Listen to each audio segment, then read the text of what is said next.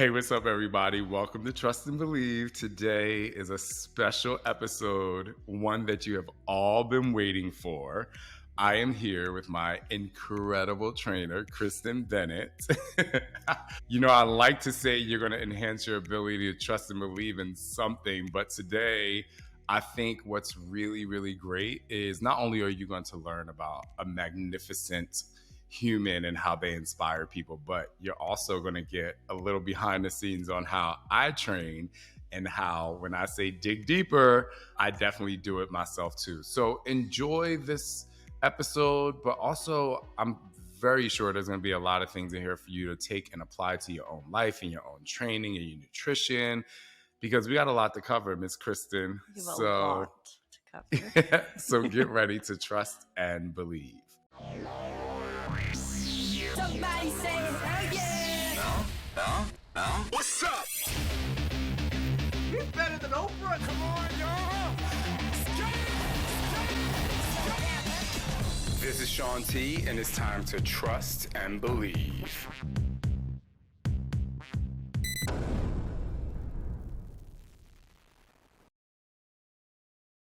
All right, Kristen, I just want to say, first of all, thank you so much for the last year. Can you believe we've been training together for a year? I truly can't believe it's already been a year. It's been probably the best, most fun time I've had. Oh, so, thank you. Thank you. That means a lot. So before we get into, our relationship, I think it's always good for people to really understand where people started from. When they say started from the bottom, now I'm here. But let's talk about your life background, your fitness background, because people are automatically they always ask the question why, Shaun, why do you need a trainer? But, I think it would help answer that question beyond why I need a trainer, but answering it more in a way of this is the person who's training me. So let's take them back to the beginning of wherever you want to begin. I always played sports, from the get-go, you name it, everything, soccer, softball, whatever I could do, I wanted to play sports. But I was always a heavier kid. So that was one of those things. And I was like, dang, why do my friends get to eat whatever they want? Why do they? So I started learning about health and nutrition from a pretty young age back in middle school. And that's when I decided, I was heavier than my friends and I didn't like that anymore. I wanted to get healthier and I wanted to feel more comfortable in my own skin. So I started watching what I was eating and I purchased Insanity and I started doing the workouts in my own home in my parents' living room. And that's kind of what got me in middle school. I know. I started early on them, but it was just that extra little push of something different and with some explosive exercises and power and starting to get stronger and more confident in what I was capable of doing without being, afraid of not doing the right thing because someone was coaching me on how to do it. So I felt comfortable doing it. After that, I started playing, I still kept playing sports in high school and had a couple injuries, setbacks, which kind of took me down the path of, I want to help people in the health and fitness world. How exactly am I going to do that? But when I got injured, I started going to physical therapy and I was like, wait, this is exactly how I want to help people. I want them to still be able to do everything that they love doing, but do it safely and effectively and being able to come back from an injury that some people might have to have surgery from. There are other options or other alternatives. So that's kind of what drove me down the path of physical therapy. And then in school, I started doing my honors thesis, which was to put myself through a fitness competition. So I had that background already from you of fitness and put myself through a fitness competition and became obsessed with just getting stronger and being able to eat food and developing a really healthy relationship with food and seeing what my body was able to become when I pushed myself in ways that were past my comfort zone, past the normal, with that good instruction and form, and kind of took me down a completely different path from my cardio running nonstop that I was doing prior to. I was just a little cardio bunny there for a long time and not able to see the results I wanted. And it wasn't until I started really weight training that I was like, wait, I can make something of my body when I just add some resistance and start to focus on strength training. And that's kind of what set my whole trajectory up a little differently and became personal trainer certified and started practicing, training more and adding in my like expertise as a physical therapist for form and function, making sure we're not getting injured. And then that's kind of, I practiced that for years and years and got to eventually meet you. Well, before we get to that, that's a Yeah. whole other story. I want to go back to your senior thesis because I think there's a lot of things in there. So, you talked about the fact that you were a cardio bunny, and there are so many people out there, me included. I used to be like, Yeah. cardio is the way. It is the way to max confidence. It's the way to the best weight loss. It's the way to the best physique. It was just kind of like this thing that was beating in our head. And then in addition to that, not only was it kind of like the thing, but then that filtered into your nutrition and eating less. It was like, do as much cardio as you can for as long as you can, and also like eliminate your diet. Yeah. So like, let's talk about what are some of the things you learned in that thesis that kind of like helped, like you said, you starting to lift weights and get stronger. Yeah. I think back to what you were hinting at, I mean, I was still planning I was doing, minimum 10 to 14 miles a day running, and how little carbs can I eat with just some protein, and your body can't sustain it. You hurting yourself, your bones start breaking down, your muscles start eating away at it themselves. You can become very unhealthy doing quote unquote healthy things if you're not feeding your machine the way it needs to be fed. Mm-hmm. And it wasn't until I did that honors thesis when I was,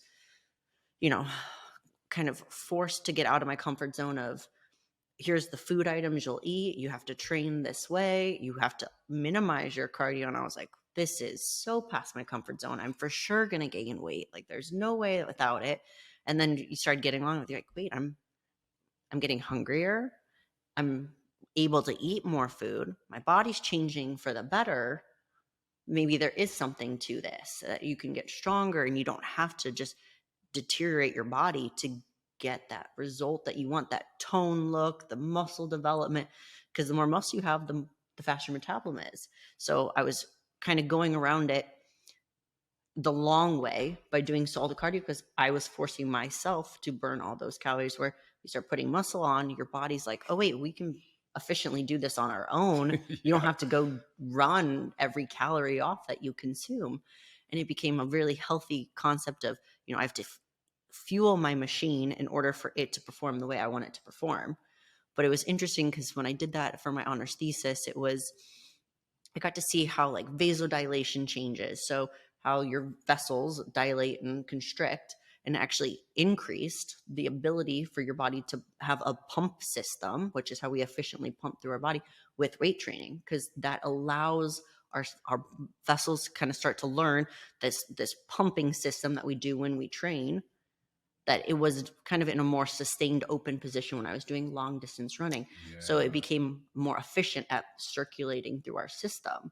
So that was something that really was an interesting thing. My bone density increased, especially as females. That's super important. We always have issues of like osteoporosis and things like that as we age.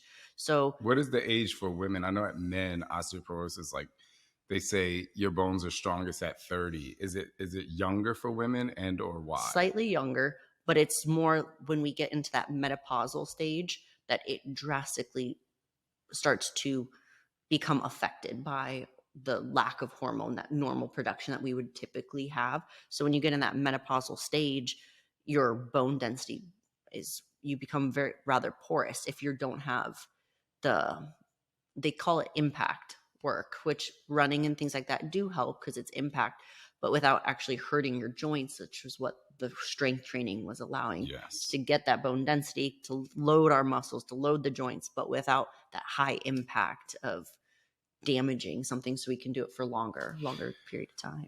I think that, for the longest time when I was teaching fitness classes, even if I was doing, body pump or, something that was weight training, or like, step and tone or 20, where you do like, you remember the 2020, you like 20 minutes of cardio, 20 minutes of strength training, 20 minutes of abs, it's like people are again, they're just there to move and they look at the calorie burn. But I think then I would minimize the amount of weight people would lift, because to be quite honest and just keeping it real, a lot of women would say, well, I don't want to bulk up. And I used to be like, you're not going to bulk Yeah. up. Like, you're going to get stronger, but you're not going to bulk up. But I think the way you put it is helping people understand that the more muscle you have, the better and faster your metabolism. And I am literally a walking billboard for that.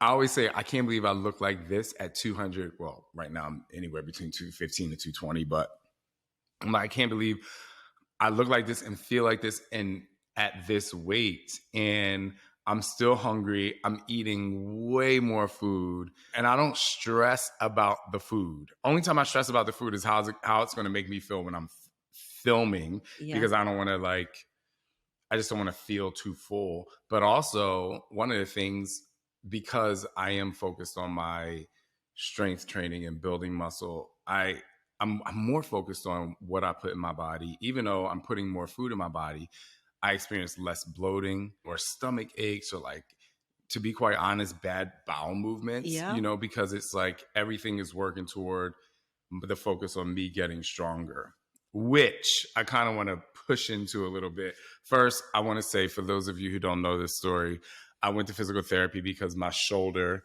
I had shoulder surgery. I've talked about this a lot in the podcast. And I've told them also, I think I've told them, like, I was in physical therapy, and the head physical therapist introduced Kristen to me. He's like, one day or a couple times, you'll be working with Kristen. And I'm like, okay. And then the next time I came in there, and Kristen just prancing around the physical therapy place. She's like, just looking it's funny. People can look at you and they think, oh my gosh, she's ripped or she's so strong or whatever. And when I saw you, I'm like, the amount of consistency that this person has to have a full-time job, to be helping people. And I know you worked long hours, and I know what it's like to be in a clinical setting and how drained you can be. I'm like, for her to look like this is someone's ability to be super consistent. And so she was walking by my table, and I was like, can you be my personal trainer? And she was like, sure. And she kept walking. And I looked at Matt, who was the head physical therapist. And I'm like, oh my gosh, she said, yeah. He was like, yeah, she's serious. And then we obviously came together. But I think that, I was talking about food a little bit. And one of the things that I wanted to dive in on is I never, before you, had anyone develop a nutrition plan for me. Because I'm like, absolutely not.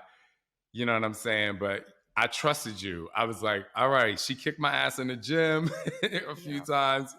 She's like, I'm going to make your nutrition plan. I'm like, okay. And I immediately, internally, I was just a little bit stressed because I'm like, okay, what am I going to have to eat? I automatically went to that place of how much am I going to have to eliminate? And then Kristen gave me my nutrition plan. And I was like, holy shit, how the fuck am I going to eat all this food in one day? I got excited, but I'm also like, wait a minute. You want me to eat this amount of food, and in addition to that, you're telling me I'm going to look bad. It was just like, obviously I know a lot in the nutrition space, but 100%. When I have to do it to myself or for myself, I was like, oh my gosh, this is crazy. So before we get into me specifically, how do you build people's nutrition plans? Because, some people call it a diet, we call it a nutrition plan or food. Like, how do you build their food to help people more understand why it's okay to eat more food when you're building? I think the biggest thing you do have to take into account when you're creating these programs are where the person's coming from in the first place. So for you, like, you had not been eating in a surplus. That was not your normal lifestyle. You have always been a pretty strict regimented eater your life is in fitness. So getting someone out of the comfort zone of, this is what I've done, because that's what I had to do. Someone had to break me out of that. Like, this is what I do. I do a ton of cardio and I just eat these simple things and this works. But to break that barrier of that might have worked, but what could happen if you just branch out and try this other plan, this other program? What could you become? And when I saw it for myself, I was like, say less. I bought it. And like, you can convey it to someone else. Like, trust me, I know it's scary at first. I am going to have you eat more food, and it's not going to be your normal, but I promise you'll get results with it. So that's like getting someone to first buy in of trusting the process, because that's probably the scariest thing to do. Your brain is your main fighter to yourself of like what you're capable of doing. So you're like, no, I'm going to get fat. I'm going to get fat. I'm fat. No, but it took a while to get that. So once you kind of, you break that down with the person, you're like, this is our goal. They tell you what they want. You wanted to get strong. You wanted to put some muscle on. You wanted to get more like developed. Okay. So that's the goal. We're going into a building phase. We're going to start adding some food, and it's gradual in the sense of it's not, we're going to add on 700 calories a meal compared to what you were typically eating. It's getting your system used to like, okay, we're going to start adding some food, and then you gradually start adding more. But in order to build that program, we take into account like how active you are, your height, your weight, your like personality style. If you have an active job, if you have a pretty sedentary job, all that kind of gets applied to it. What's realistic for how many days a week you could work out? What's the realistic number? And then if you can do cardio or things like that on top of it. So we take all of that into account, and then we break it down into what time do you wake up? How late are you up at night? So we can divide your calories throughout the day in the span that you're awake. If I'm up for 12 hours, but I'm only going to eat in this straight, well, then we got to work within that window. With you specifically, and most of my clients, I like to get them started eating early in the morning, kind of rev their metabolism up right away, and then keep them eating every 2.5 to 3.5 hours, keeping so their blood sugar stays like level throughout. So in order to create that, that's why we have to take into account like what time do you wake up, what time do you go to bed, what are things you are not able to eat, what are you things allergic to, and working with, okay, so every meal is going to have some protein with it. Then what we do for carb sources are based on what they're able to eat, what works well with their digestive system, vegetables, things like that. Same kind of questions. Fruits, I know like some people don't like avocado, so it's like, okay, well, what other fat sources could we utilize? But some of the biggest things are everything's really high quality foods. You're not eating a bunch of, you don't even get hungry for the same snack items that you might have used to because you're full with really hearty, healthy, nutritious foods. Yeah. I would say that is my cravings, ironically, they just left. And I do want to be very clear, when I started my nutrition program, it was just really interesting because I want to be very clear. If you're a person who's like, I want to get super shredded and I want to lose a lot of weight and I want to get ready for a show, like there is, while you'll still be eating probably more than you do now, there is, lesser calories that you'll be putting in. But for me specifically, I wanted to be 220 pounds and look differently and feel stronger and be stronger. So I remember getting my meals and I was like, oh, I'm not just like what I like to call eating bird food for these 5 or 6 meals a day. Because when people a lot of time think I have to eat 5 to 6 times a day, they're thinking I'm going to have like, a handful of rice, like have all these. And it's like, no, you're actually eating to the point where I would get to meal number 5 and I would be like, oh my gosh, I don't know how I'm actually going to finish this. And then I remember after like a month, I used to be like, Kristen, I'm not hungry. Like, this is too much food. My body was changing. And then you were like, don't worry, like your metabolism's working, you'll see. And then all of a sudden, I just remember being like, I'm eating all this food. And 2.5 hours later, like less than 2.5 hours later, I'm starving again. But I wasn't afraid to eat. Yeah. And the last thing I want to say about that is that I also really like how you asked the question, what is your lifestyle like? Do you and your husband like to go out and have drinks? Mm-hmm. On Sunday, I never had a trainer. And also now my coach, they're like double teaming me because I have a physique coach as well. They're like, you're going to eat a burger and fries. Like you're going to eat that fun food. You need to go eat sushi.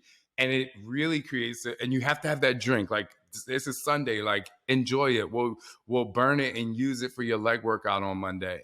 And that was the other thing is it's regimented. Obviously you really want to stick to the plan, but it's not so crazy that you're not walking around hangry is what I like to say. And that's like a joy. I think part of that is this is a lifestyle and it's not a diet, right? We're not dieting right now. When you get closer to your show, you won't love me so much, or Justin. However, we'll talk about that when we get that's close. A little different. But for now, you want this to be sustainable. Like could live on this for a really long time and feel okay with it, because you still get to do the things you love. You get to go out to dinners. You get to have a drink every once in a while. It's not so crazy and regimented, though, that you're like, I never get to do anything. I don't get to go to dinner with my friends. You can make everything still work within this lifestyle, which is so great. I think there is one thing I wanted to add to it with creating people's programs. It's being very realistic. Now, if you tell me you want to lose 20 pounds in 2 weeks, it's not a realistic, healthy way of losing weight like that. So we have to, be very realistic of, okay, well, we might not get there, but we can tone things up. We can change the body in different ways without it being the number per se that you're saying you need to drop. So being just very open with people of, I have this goal. And when people come with these goals or things that they want, okay, let's see if we can span this out for a longer period of time. Let your body get adjusted to this, because it takes time. Even when you were just saying like adding the more food in, it took you a while to get adjusted for your body to be able. It takes time for us to learn the new process. Our body needs to figure it out too from our other way we had been doing it. Yeah, I think the consistency part is super important, which really makes me go into like the actual training portion of it. Because it was a point in time where Kristen and I'd be working out and I would be doing like 20 reps of something. And I would be like, oh my gosh, this burns so fucking bad. Like, I'm just like, you have to be kidding me. And then I said to her one day, I'm like, I can't wait until I'm doing like 12, 10, and 8 reps. And she looked at me, she said, it's not going to be any easier. Yeah. She's like, you're literally going to feel the same exact way. And then 6 months later, I'm like, holy crap. Like, I'm only doing 8 reps, but I'm literally expending the same amount of energy because of the progress of, in which I want to touch on, is muscle development. A lot of people start working out right away and they follow, an article's guideline. You're like, you're going to do 12, then 10, then 8 reps, or 15, 12, and 10. And I like how you train me to slow me down, try not to get a result overnight. And this like last year has been incredible because I saw my changes. But like, talk about why you trained me the way you trained me, and like how I saw like body composition changes consistently, but why we didn't just jump into like me lifting besides my shoulder. Yeah. Obviously I know I had shoulder injuries, but. So first thing was the shoulder injury, but it was more getting you'd been in fitness your entire life. It's just getting you to slow your motions down, because you've been in explosive motions in through most of your programming. So getting you to slow it down and really make that muscle mind connection, so that when we did go up in weights, when we did challenge it, and when we did go drop our rep count so that we could challenge that weight even more, you felt every motion of what you're doing. If we just jump into that super heavy weight for 8 reps, your body is utilizing everything it can to get that muscle up.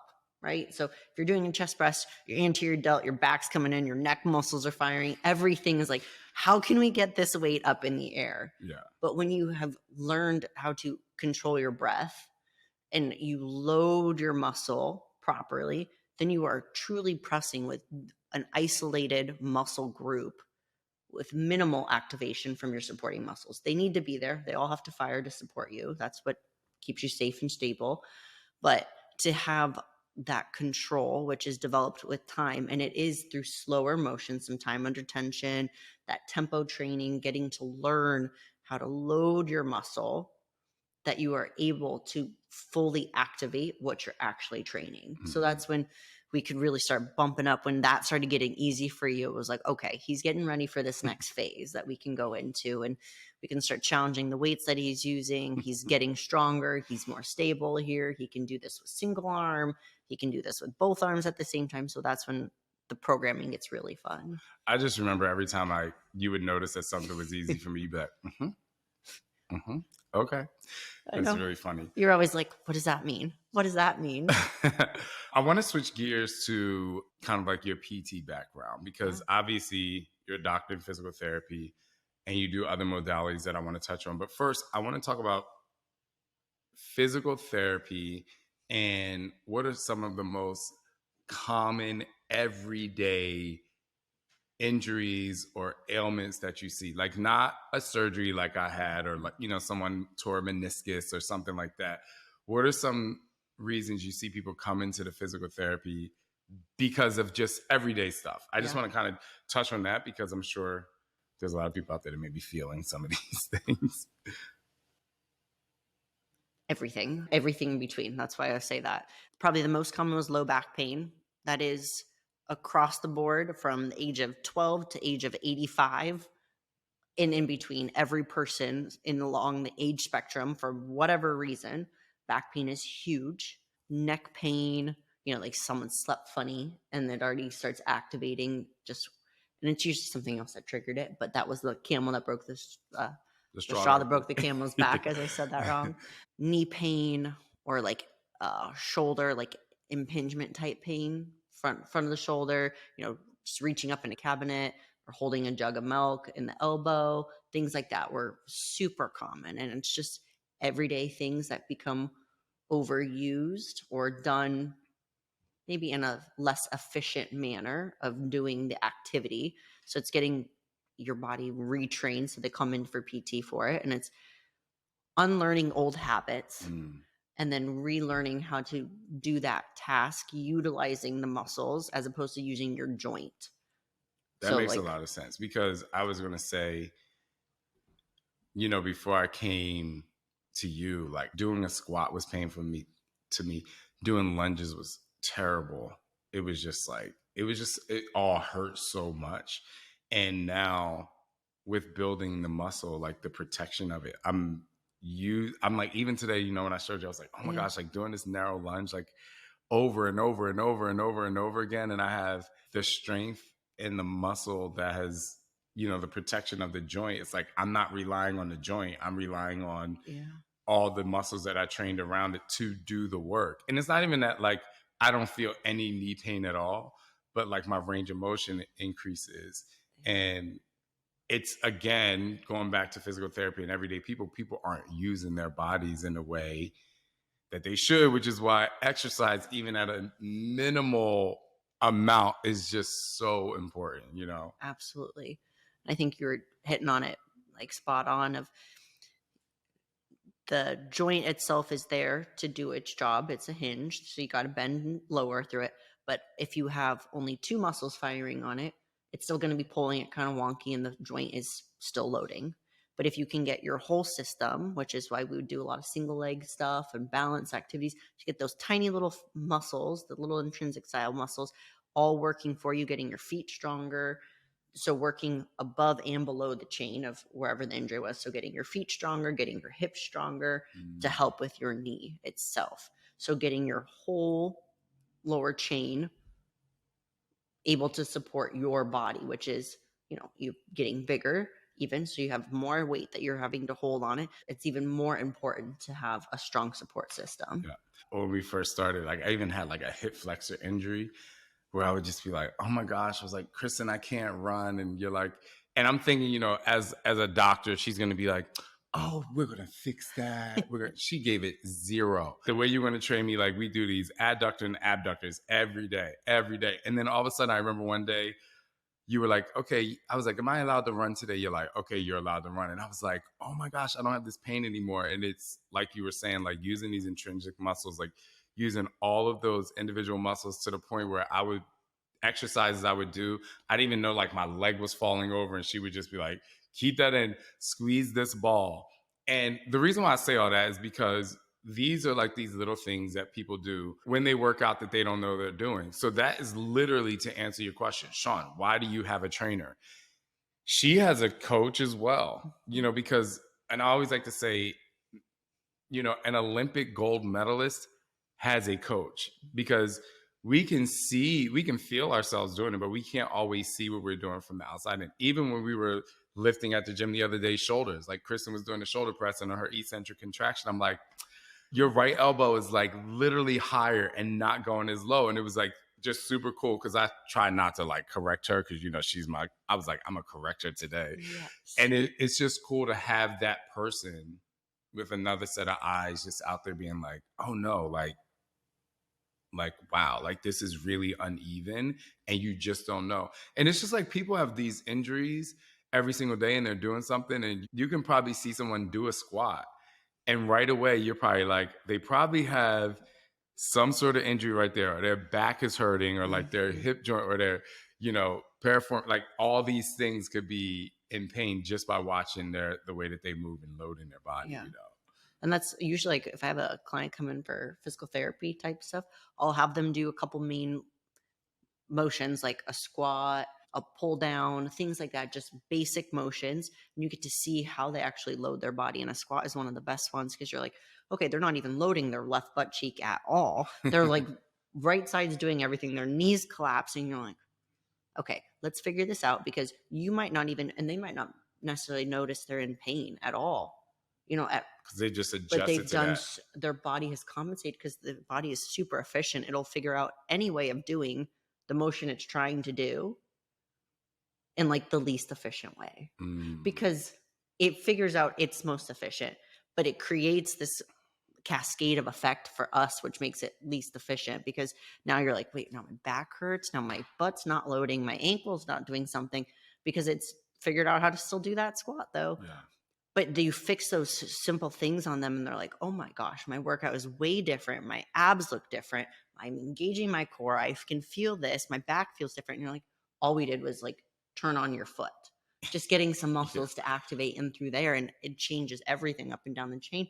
So it's really interesting for people, and they might not even notice they're doing it wrong because their proprioception of their normal is their normal. So like you saw something on my shoulder the other day, I was like, dang, now that you pointed out, I would like really do feel that difference of Isn't like that crazy? a few centimeters, and it makes a huge difference. Was like such a small difference, and I'm like, the unevenness I know can eventually cause something. 100%. And even like you said, most Olympians, they all have coaches.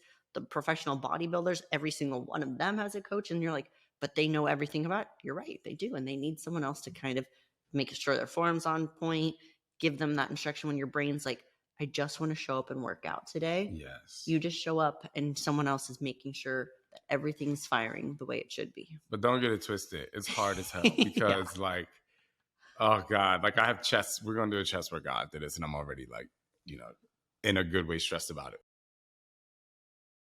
But let's talk about some other modalities that you do, because I think if people haven't been to physical therapy, or maybe they just don't get body work often, they don't really know. So let's talk about dry needling, the thing that I hate the most in my entire...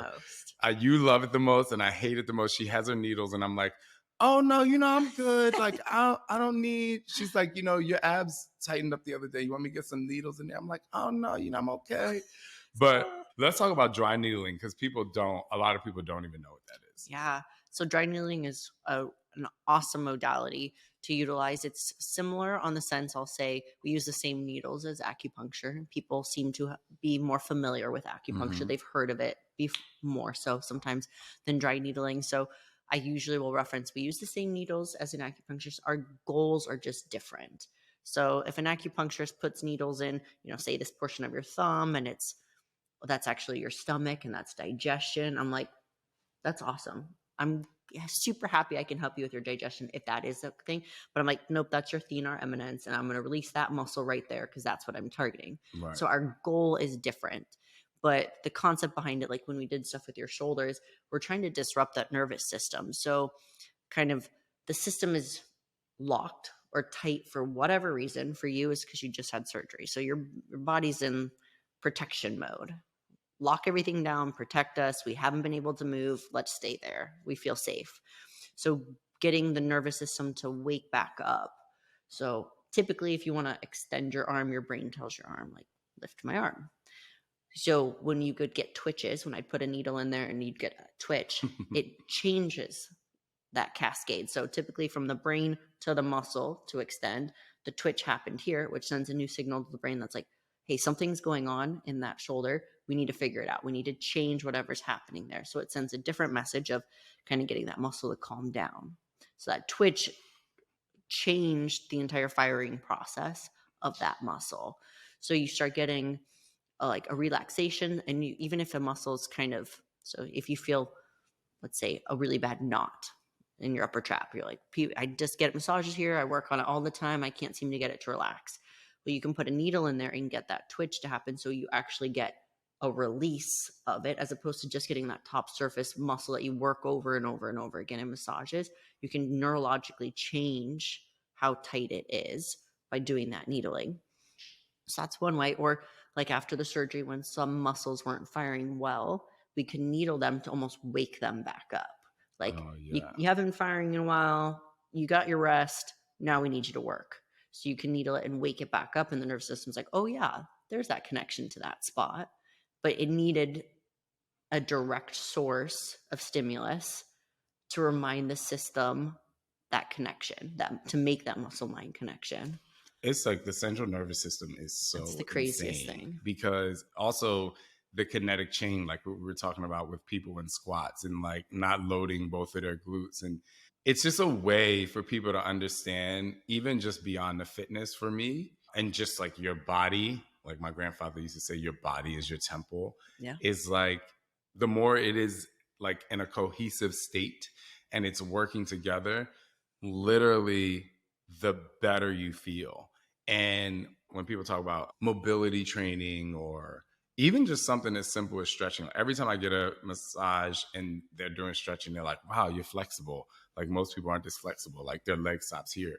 I stretch every day. But while I don't stretch like I did when I was a dancer, it's amazing how like, and I'm going back to my shoulder when I did not stretch my shoulder, and like I would be laying on the table and I couldn't even get my shoulder higher than this. Yeah.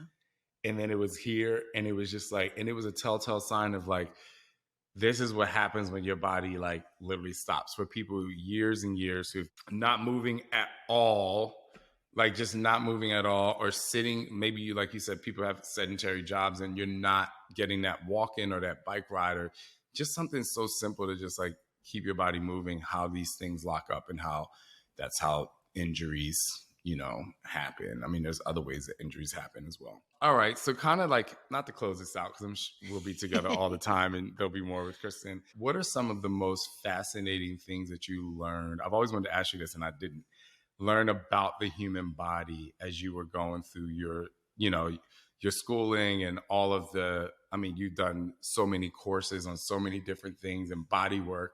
Like, what are some of the most fascinating either studies, or I know I'm putting you on the spot here. That's okay. I only say that because, you know, you train Scott, you train me, you train Chip. People are always like, why you get all the hot guys? And we're like, thanks. But like, what are some of the most like kind of fascinating studies, or even if it's just one that you learned along the way? Not necessarily like a study base, but just how unique every single human body is. So you just listed 3 people, all very fit people, and every single one of you needs a different way of training and different cues to make your system work. I think that's kind of one of the most interesting things, is how different every person is. We can still do similar motions to activate it. Just little cues here and there can help change it. But I think the other like aspect of that is kind of what we're talking about, the central nervous system, how every single thing in our body affects something else. So one of the newer courses I've been taking is this like neurokinetic therapy. So it's kind of learning how the nervous system is connected to everything in your body. So everything you've gone through, shoulder surgery, little scars, they all impact our muscles, our nervous system. So something could cause one muscle to overfire, so it becomes overstimulated and working more efficiently than the counter of it. So say my foot flexors were working really well, but my toe extensors are not. So then you start getting this developmental pattern walking during all your exercises, and you could get horrible, say, back pain. And you're like, why am I having horrible back pain? Yeah, everything checks out. It's not my back, nothing. But it's this one motion that you're doing from walking, because you do it with everything. But because one muscle's working too much and the other one's not working enough, so it's just getting a muscle to kind of calm down and the other one to turn on a little bit more. And you're like, wait, my back pain's gone. Mm-hmm. So I think that's kind of one of the more interesting things I've kind of progressed my education in, is this whole new concept of, we already knew the nervous system makes everything fire, but how drastically that signal to certain muscles can affect everyday life, and aches and pains you had in your shoulder could come from your foot, and just seeing how intertwined our body is. I think that's probably one of the most fascinating things. I love that. And as you know, and a lot of other people don't know, but heading to Australia for my first body work retreat, I'm so excited. And I'm already planning to do, like, I got the body work, then I'm going to do scraping and bodybuilding too. One of the reasons why I got into fitness, one was like the motivation aspect, but the other part was when I started taking kinesiology, I was obsessed, like obsessed. And now being able to build my body, heal injuries, even now in my newer workouts, like really cueing the mind muscle connection, I literally want to get somebody on the table and I want to like draw the outline like of their body and like feel, because I just think it's like super fascinating to do that. So yeah, so that's fun. You've been an inspiration there as well. She inspires me every day. She doesn't like to hear it, but it's true. It's very, very true. It's a very mutual feeling. So. I do like to ask people, because this podcast is called Trust and Believe, what is your definition of trust and believe? My definition of trust and believe is trusting your gut instinct for situations, kind of what you feel to be right for you, believing it wholeheartedly, because that is how you feel. That's giving you that gut feeling with any aspect of life, and executing on that. I love it. Take action. That is like, take action. A lot of people might be like, oh, you know, how do I get in touch with Kristen? Just follow my page. I tag her every day in something. We're getting her social media back on track. So one of the things that she's done in the past year, which I'm super, proud of you for, is she, I would say, resigned from the PT clinic, opened up her own business, really helping people out individually daily. Just follow my Instagram. Well, if you need to reach out there, she's in the Scottsdale area and she works on people all the time, all day long, till 7 p.m. at night, because she loves being a healer. Do you have any other words of encouragement for the people as they continue their journeys, be it mental, physical, or body? Yeah, it's never too late to start. And any part you start at, it's never too small either. So do one little change today and continue to build on those changes. And it's just the discipline of doing that task every day, and you will see crazy results if you just stick with it. And I think that's been... Yeah. And don't rush the process. Yeah. Enjoy it, because you have more time than you think you do. And those little changes every day just become habitual, and you build that discipline to it. So it doesn't feel like a task or a chore that you have to do. It's just your daily habits. And you start to really fall in love with the changes you're making, what you see in your body, the little bit healthier you're getting, your blood work gets better, you're happier, you get better sleep quality. These little changes keep compounding on each other. And you're like, wait, I'm like really happy in life right now. And you don't realize it's just those little changes that happen. Small changes, big rewards. Yeah. I hope you guys enjoyed the show. Make sure you go leave a review. Make sure you follow me on social to get in touch with Kristen. Because I post her more than she posts herself. That's true. Like I always say, always trust and believe.